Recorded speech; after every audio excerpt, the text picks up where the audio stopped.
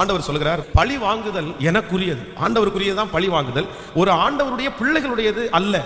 நிறைய நேரங்களிலே மனிதர்கள் நமக்கு விரோதமாக எழும்பும் போது சில நேரத்தில் நம்முடைய இருதயம் பழி வாங்குறதற்கு அப்படியே துடிக்கும். அவங்கள நம்மளால விட முடியாது, அவர்களை நம்மாலே மன்னிக்க முடியாது. ஏன்னா அவ்வளோ பெரிய துரோகத்தை அவங்க செஞ்சிருப்பாங்க. சிலர் பார்த்தீங்க அப்படின்னா நமக்கு விரோதமாய் பேசுகிற அந்த பொய்யை அப்படியே உண்மை மாதிரியே பேசுவாங்க. பாருங்களேன், நமக்கு ஏதோ தப்பு பண்ணி ஏதாவது ஒன்று சொன்னோம்னா கூட நம்ம நிறைய பேர் அமைதியாக போயிடும். சரி பரவாயில்ல, நம்ம தப்பு பண்ணோம், அதனால அவங்க பேசுறாங்க, அதனால அப்படி நடக்குது. ஆனால் நம்ம பண்ணாத ஒரு விஷயத்தை ஒரு மனுஷன் இல்லைன்னா ஒரு மனுஷி நமக்கு விரோதமாக ஏதாவது செஞ்சாங்கன்னாலோ சொன்னாங்கன்னாலோ நம்மளால அதை பொறுத்துட்டு அது அமைதியா இருக்க முடியாது.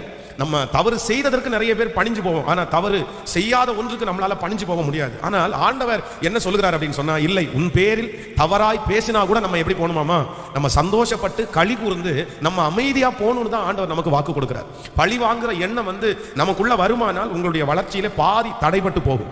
அவர்களை பழி வாங்குற நேரத்தில் நீங்க இன்னும் நிறைய செய்யலாம். சிலர் பாத்தீங்கன்னா